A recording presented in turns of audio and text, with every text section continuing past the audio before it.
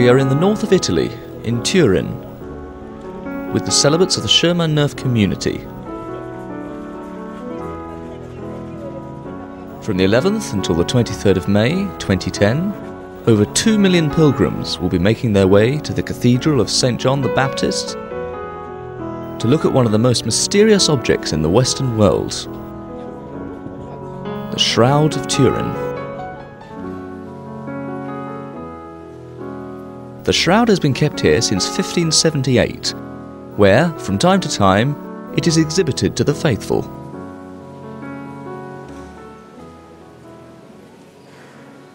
It is a large sheet, about 4 meters long by 1 meter wide, on which you can see the image of a man, naked, from the front and from the back. He carries all the wounds of Christ. The entire flagellation can be seen. I see a man who suffered an amazing torture. It's hard to imagine how one human can do this to another human. But it is a document of the passion of Jesus.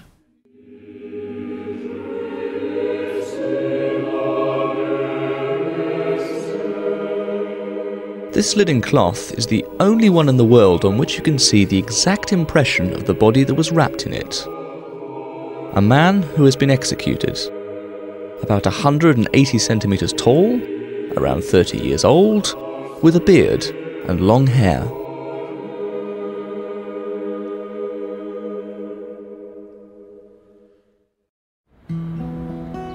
Over the centuries, this shroud has never ceased to defy science and its certainties.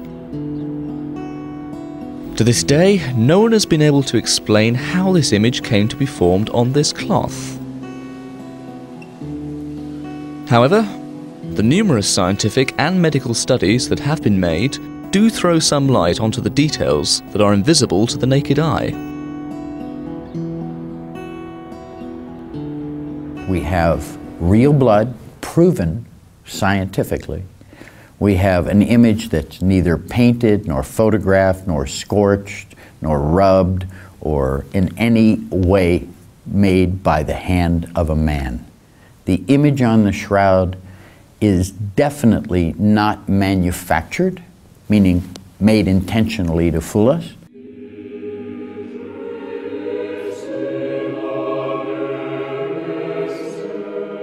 This shroud has been wrapped around the body of a man who was tortured, flagellated, crowned with thorns, crucified, at the time of the Roman Empire. All of which corresponds to what the Gospels tell us concerning Jesus.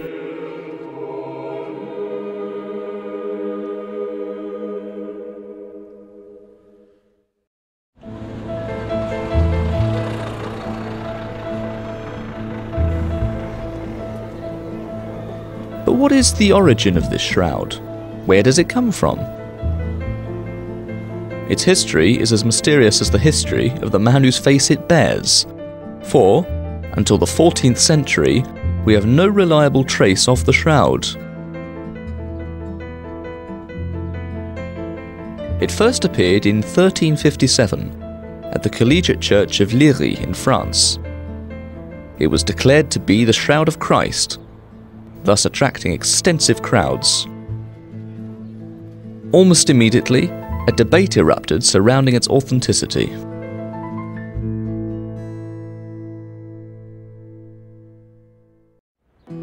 Throughout its history, the shroud has suffered a number of accidents. In 1532, when it belonged to the Duke of Savoy, it almost went up in smoke in Chambéry, and the image is still marked today by the water that saved it. It was then repaired by nuns, who stitched a backing cloth on to reinforce it, and put patches of linen on the places where there were burns. The shroud arrived in Turin in 1578, but very few people beyond the frontiers of Italy came to know about this fascinating image.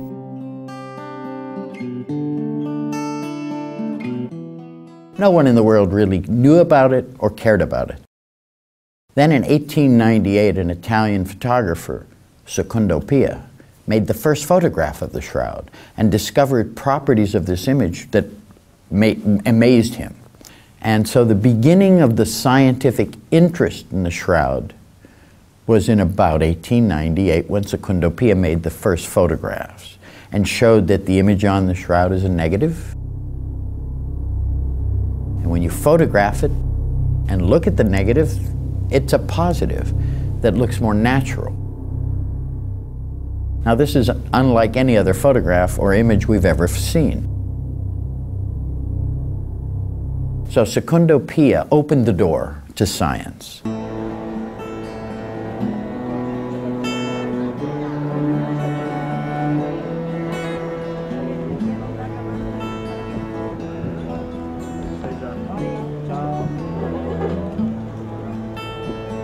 I used to work for NASA, the space agency in America, and I'm very interested in how the image was formed on that cloth. We still don't know the answer to that. So I've been interested for many years in that. Ever since I was a little boy, I actually saw a TV show in Chicago, Illinois, in America when I was about 8 or 9 years old on the shroud. I was fascinated.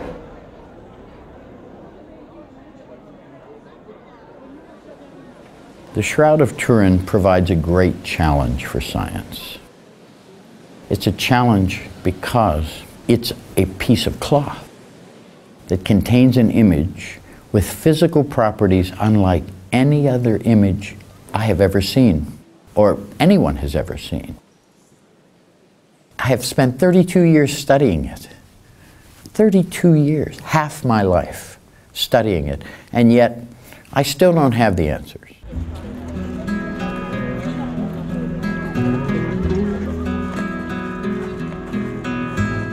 Barrie Schwortz is American and a scientific photographer. He is escorting a group of pilgrims from the United States for a few days in Turin. His story with the shroud began in 1976, just as he had finished working on a research project in Los Alamos National Laboratory, one of the best-known laboratories in the United States.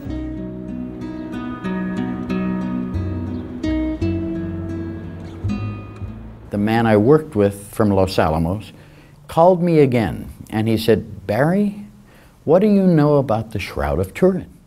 And I laughed. I said, "But I'm Jewish." And he said, "Me too." He was also Jewish.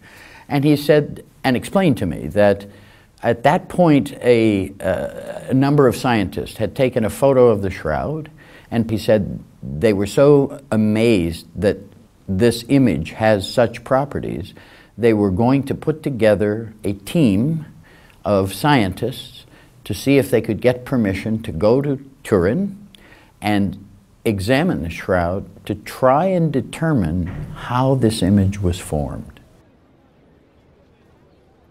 About 2 months into the project, I remember saying to one of the other team members, "What is a Jewish boy like me doing on this?" And he laughed and he said, "You forgot that the man on the shroud is Jewish?" And I said, "No, I know this, I know." And then he gave me the best advice, maybe, of my whole life. He said, "Barrie, go to Turin, do the best job you can do. God doesn't tell us in advance what the plan is, but one day you'll know." And this was great advice. And that kept me on the team. I was going to quit. But because of his words, from God maybe, through his lips, I stayed on the team.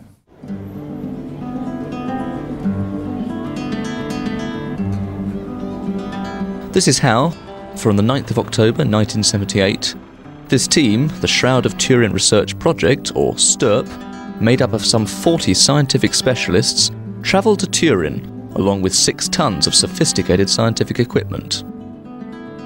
The scientists were only given 5 days, and they worked day and night in order to perform thousands of tests on the shroud.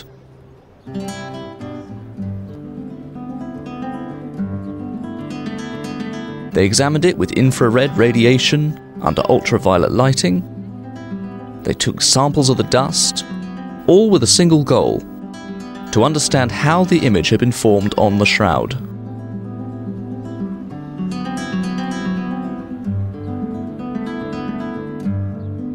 Interestingly enough, after all the work we did and all the study we did, we could tell you what it's not. Not a painting, not a photograph, not a scorch, not an etching, not a rubbing. But we couldn't answer the one question we went to ask, which is, how is the image formed?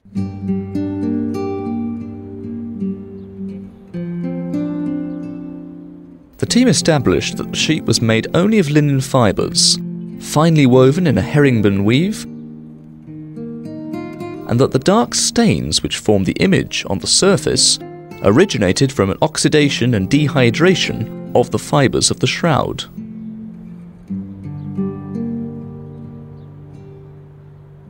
This image, it is extremely superficial. That is to say, it only appears on one surface. It does not go through the material at all.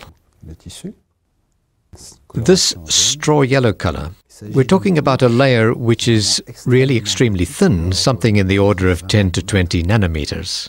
That is finer than a hair, something extremely difficult to see under a microscope.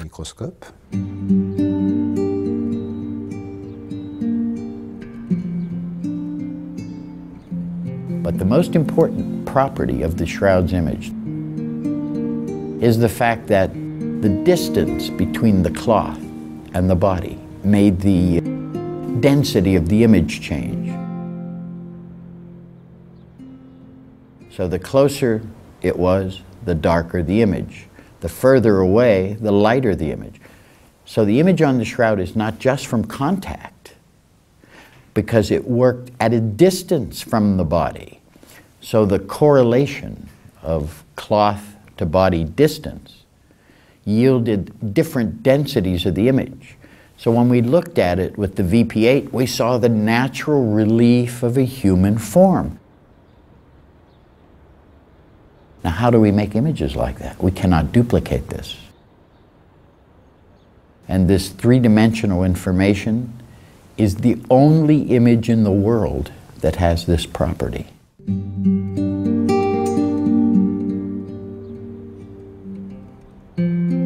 This image, imprinted on the shroud, was revealed in even more detailed relief in 2005, when it was transformed into a three-dimensional image.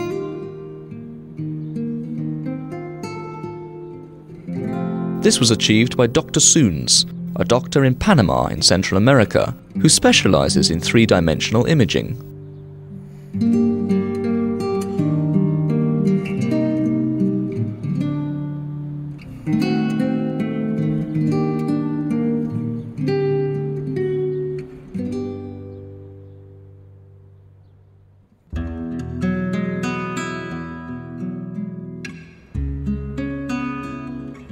This image, which seems to have inspired works of art since the 6th century, has been created by the interaction between a real body and the material that covered it.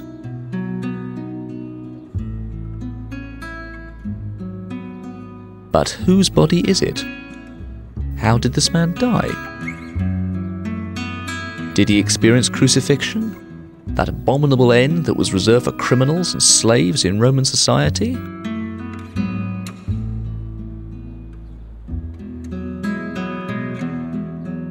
The scientists studied the spots bearing apparent bloodstains and made a startling discovery. These marks carry the chemical signature of real blood. The team had thus established a link with the crucifixion.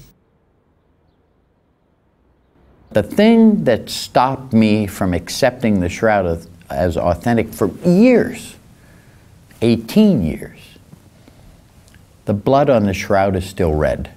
Old blood should be black or brown. And no one could answer for 18 years, why is the blood on the shroud still red?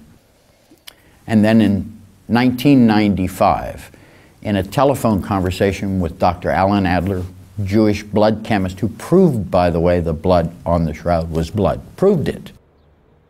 He and I were on the telephone just having a conversation. And then he told me something I'd never known before. When someone is tortured, over an extended period of time, 24 hours, 36 hours, right around the time of Jesus' torture, the body goes into shock. Jesus was given no water, he was beaten, he was scourged. Consequently, he went into anaphylactic shock. After a period of time in this type of shock, the cell walls of the red blood cells begin to break down. And the liver floods the body, the bloodstream, with an enzyme called bilirubin. And when that happens, the blood stays red forever. And when I found that out, that was the last piece of the puzzle. And that pushed me over the threshold and allowed me to accept the Shroud as authentic, because it gave me a scientific, credible answer to the last question I had.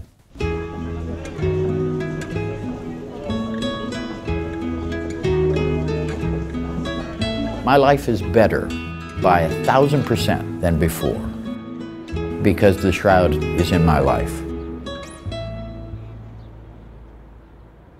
So as a Jew, maybe the greatest irony from my life, I'm a Jew who can say that my faith in God was restored by my study of the Shroud of Turin. So the Shroud isn't just for Christians, it's for everyone.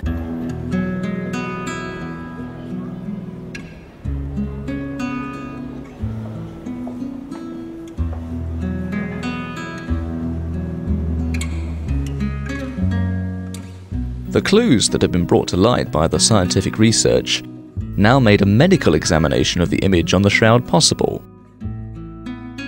This examination revealed that this man had indeed been subjected to torture and that he had died by crucifixion. We don't see a man that's just dead. We see a man whose face is swollen because his face was beaten. And you can actually see one cheek is more swollen than the other, but both are.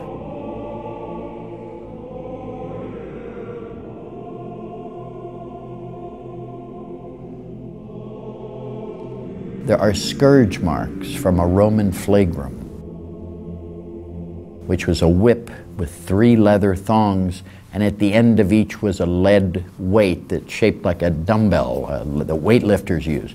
And his body is covered with these scourge marks, over 120.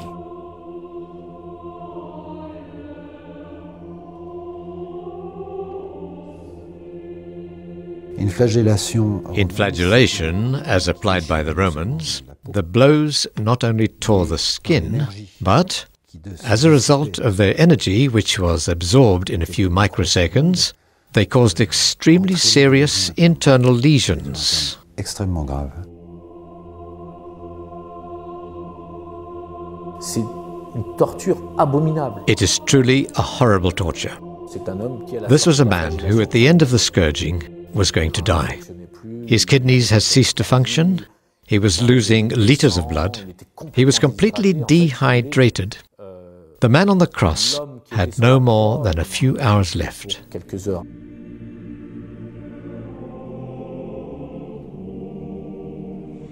More amazingly, those crucifixion wounds in the hands, the bloodstains on the shroud show crucifixion through the wrist, because the Romans knew if they crucified in the palm, you could tear it loose.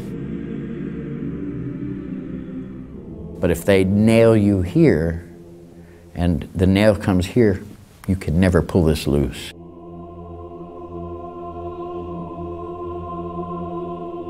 We also see bloodstains covering his head, as if from a cap or crown of thorns.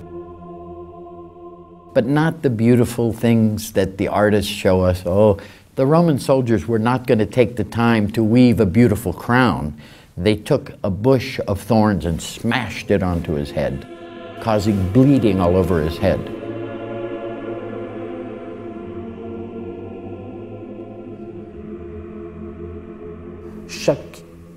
Every thorn that touched his flesh would have been like an electric shock for a few seconds or even several minutes. We can hardly imagine this when we read in the Gospels, they crucified him.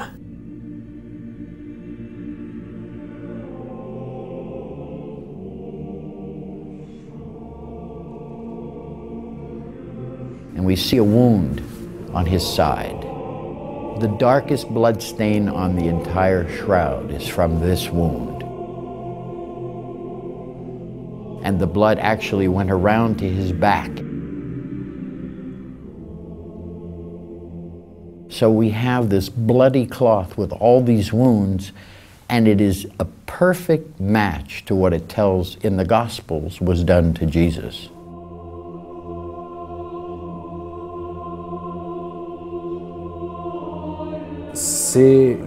This is Jesus. This is his testimony.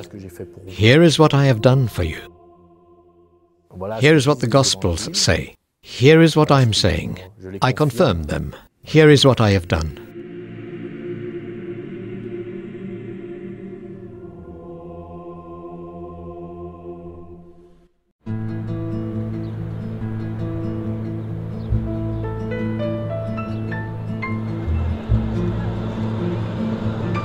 However, in 1988, scientists tried to determine the age of the shroud. They took a small sample of the shroud and submitted it to a carbon dating test.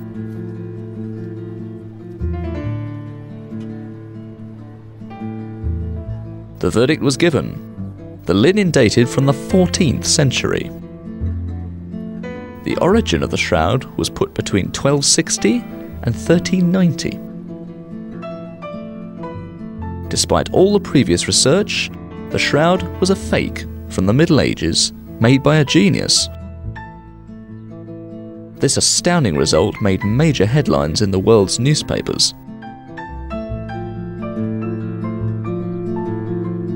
I think the biggest frustration for those of us who had studied the shroud before the carbon dating was that all the evidence pointed to it being authentic. And there were hundreds of tests performed of different types.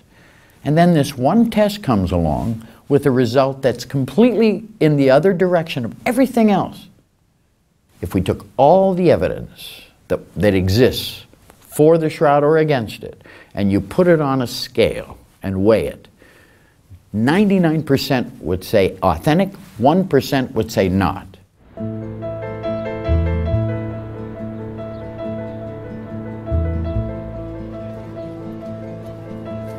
Today, there are several theories that could explain the results of the carbon dating test. Notably, that of Ray Rogers, an eminent American chemist and a member of STURP. According to him, the sample taken may not have been representative of the whole of the linen shroud. In 2005, he published a paper in one of the most influential chemistry journals, stating that the place from which the sample had been taken contained some threads of cotton that had been added later. The original linen would have been repaired during the 14th century with completely different threads of cotton. And these repairs would have been done with great care, making them impossible to see.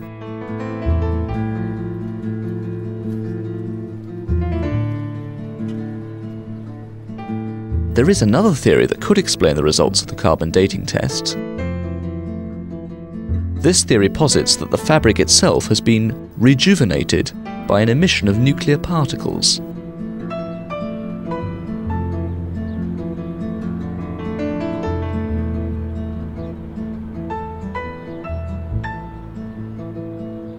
And so now, what are we left with? We're left with a radiocarbon date based on an anomalous sample that did not represent the main body of the shroud's cloth. And because of that, the radiocarbon dating of 1988 needs to be set aside and perhaps a new dating done at some point in the future. But I have to say one more thing. There is something called faith, and there comes a point with the shroud where science stops. In the end, Each person must look at the shroud and decide for himself in his own heart what it means to himself. The shroud did not come with instructions, with a book that tells us what to believe. And I don't know that the answer is on the shroud, but in the eye and the heart of those that look upon it.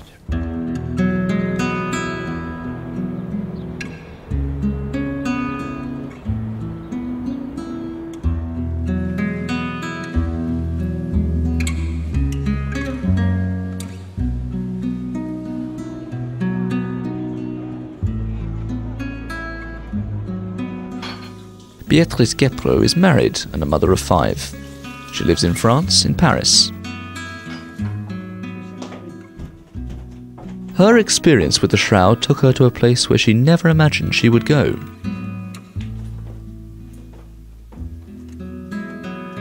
She is today the vice president of the association Show Your Face to Us, and spends time going to different countries.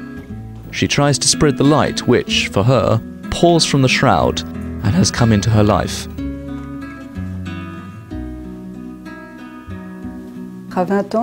When I was 20 years old, we went through a very difficult time in my family. Our mother fell seriously ill.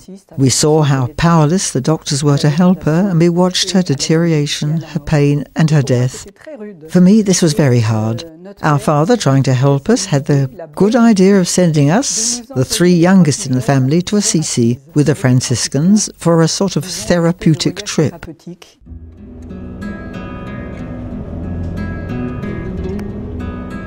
During a stopover in Turin, Beatrice encountered 2 life-size reproductions of the shroud in the cathedral.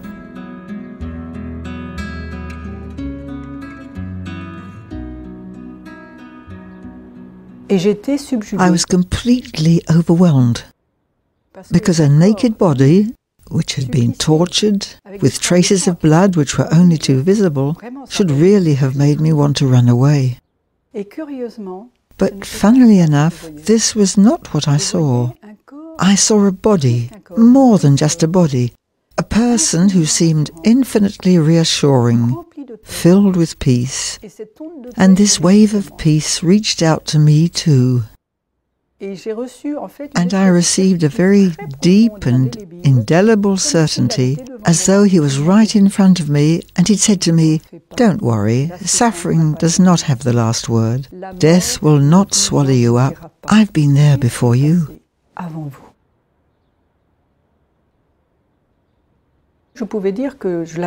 I could say that I met him. I could say, like Froissart, he exists, I've met him, this Jesus of 2,000 years ago.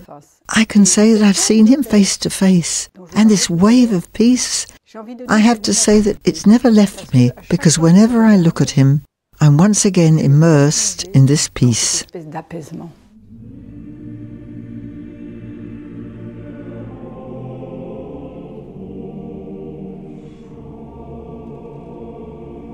The Word was made flesh, the Logos. He who is the Word, he who is the truth, the life, he assumed a human body.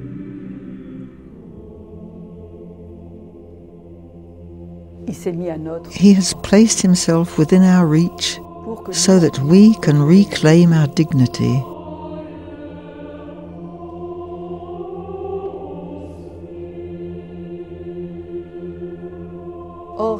Surely it is our grief that he himself bore, our sorrows which he carried.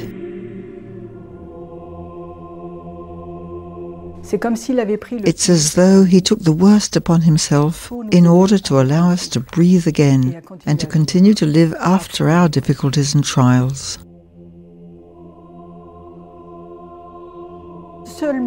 He alone is able to transform our suffering.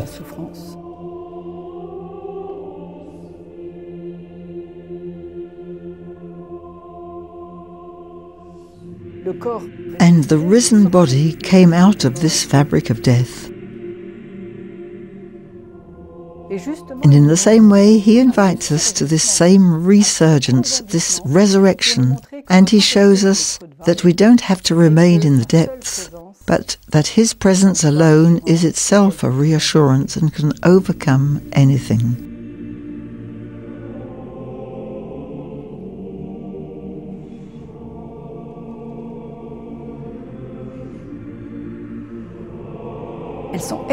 His hands are very beautiful. When I think that these are the hands which multiplied the loaves, which blessed the children and touched the blind,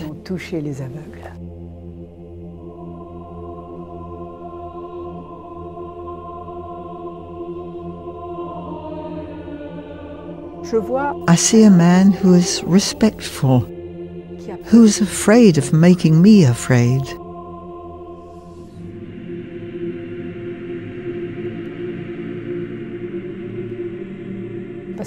Because God is a little shy. He's shy because he's a beggar for our love. Our God, who is all-powerful, who could make the galaxies dance, is poor before me because he is waiting until I am ready to open my door for him.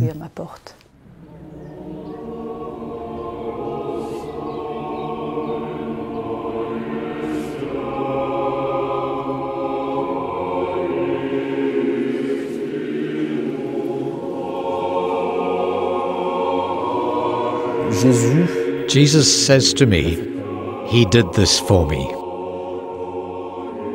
And what do I do for him? Jesus offers me his shroud. When I die, I will see Jesus. What will my shroud look like? Will it be pure white, proof of my selfishness, my inward-looking self? Or will it be stained with blood and sweat, proof of what I have done for others? That is what the Shroud of Turin means to me.